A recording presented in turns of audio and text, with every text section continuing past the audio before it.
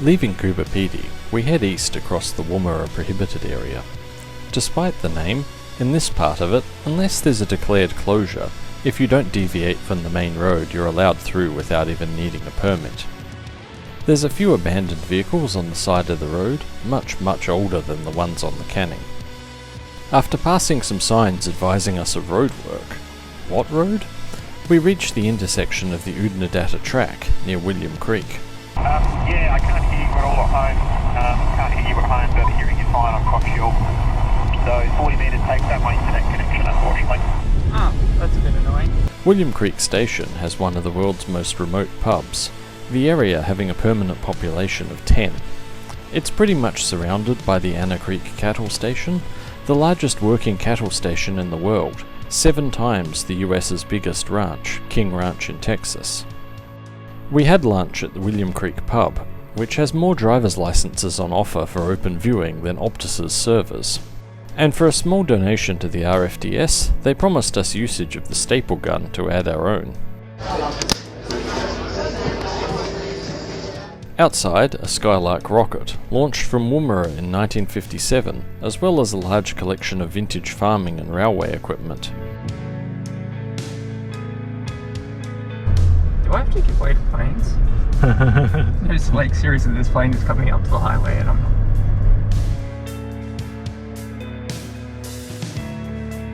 Down the road, we turn off to Strangways.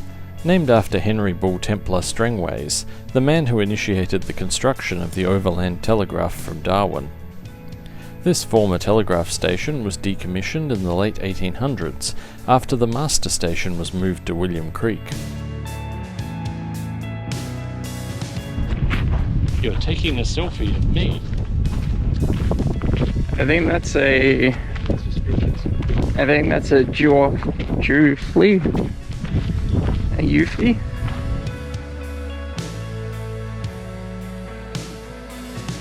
A little further down the road, we find Beresford Siding, one of the sites where steam trains filled with water.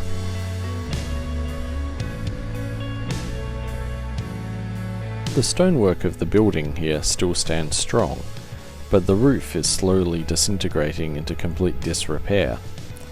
The interior walls aren't faring so well either.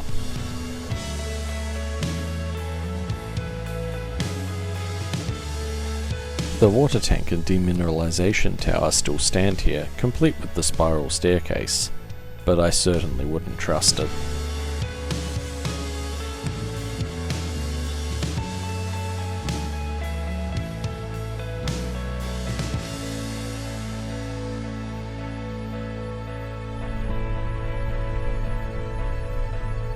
After that, Wabmakadabu Mount Springs Conservation Park. The track in is generally good, except for where it very much isn't.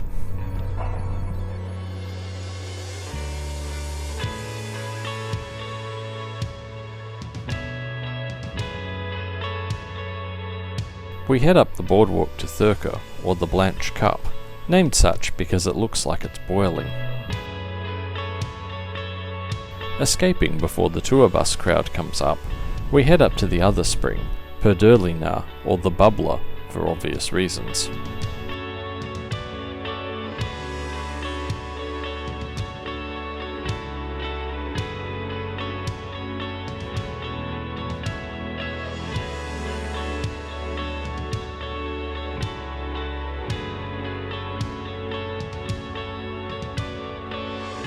Next up is Kerdamenka Siding, featuring Stewart Creek Bridge. It's been pretty quiet around here since 1980 when the last train arrived, except during the Kerdamenka Outback Ball, which brings upwards of 1,000 people to the location. The last such event was held around 2004, with the 2022 attempt to revive it being moved to Maree because of uncharacteristically wet weather. Although Stewart Creek Bridge is not as famous as the longer Algabakina Bridge further up the river, its 433 metres of length still puts it in its second place, and it's still certainly something.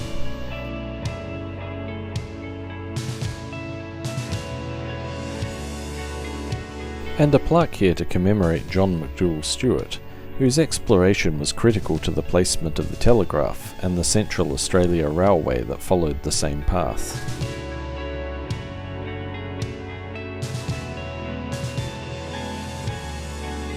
The Lake Eyre South viewing station is here, and you can catch a glimpse of the vast salt lake from the lookout.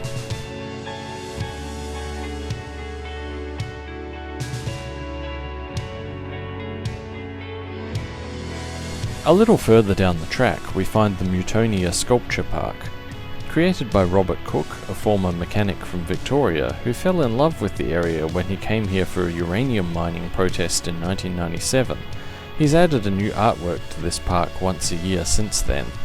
Planehenge is certainly the biggest and most imposing, but there's plenty more to be seen around here.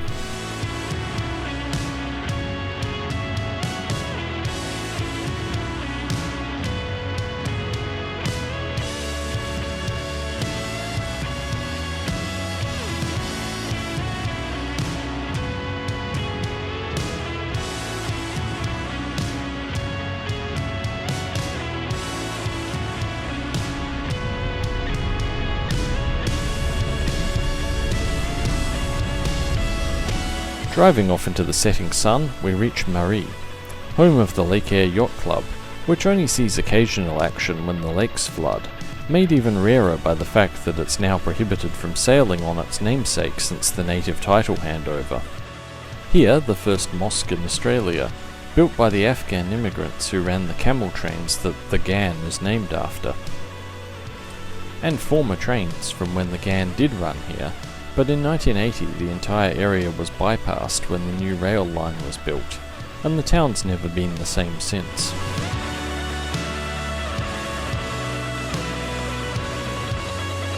We're not quite done here, so we head on until we reach Lyndhurst.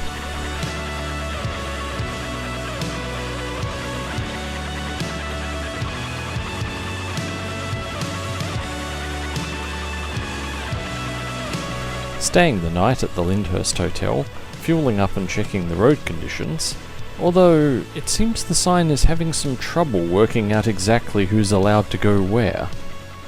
So I just checked it online and we were indeed good to go. We left Lyndhurst via the Strzelecki track. At first, it's even a sealed road.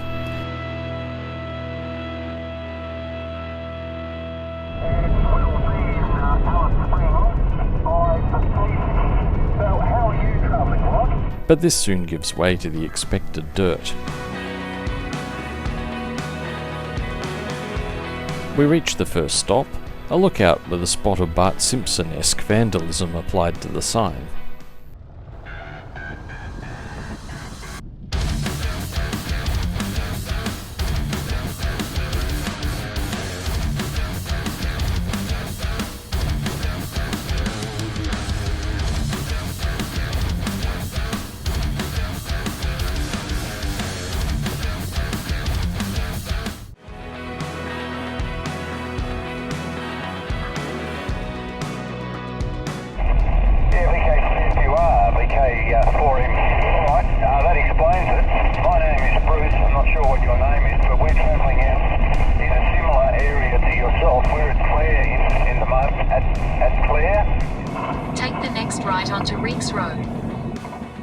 We turn off the track towards Cameron Corner. There used to be a track that went much more directly from here to the corner. However, the pastoral leaseholder just, removed it, and the government didn't feel strongly enough about the matter to make them put it back. So we've got to take about a 140km detour, but we got there in the end. And here's the corner. 3 states meet at this point: South Australia, New South Wales and Queensland. We're currently in South Australia. Across the fence is New South Wales. South Australia border is this way, but then we head off into Queensland. Well, the pub's an interesting place. It's the kind of pub where nobody seems to be doing anything, but when you enter they all stare at you for interrupting the nothing. It's currently 12:30, so you'd think this would be a reasonable time for lunch, so we ordered some. Oh, lunch is over, we're preparing for dinner, we're told. So I ask what time dinner starts, and that's 6 PM apparently. So it's onwards into Queensland, through this dirt track.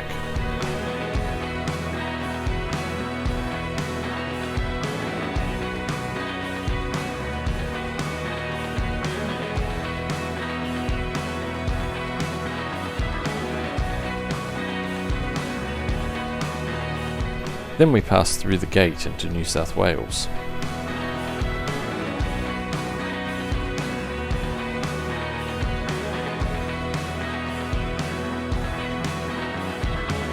And then we arrive at the family hotel in Tibooburra for dinner and a room.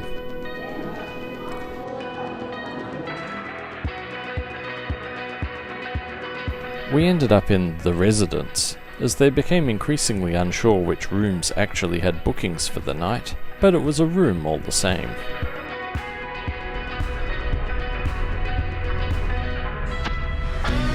A quick look around the visitor centre before we head on.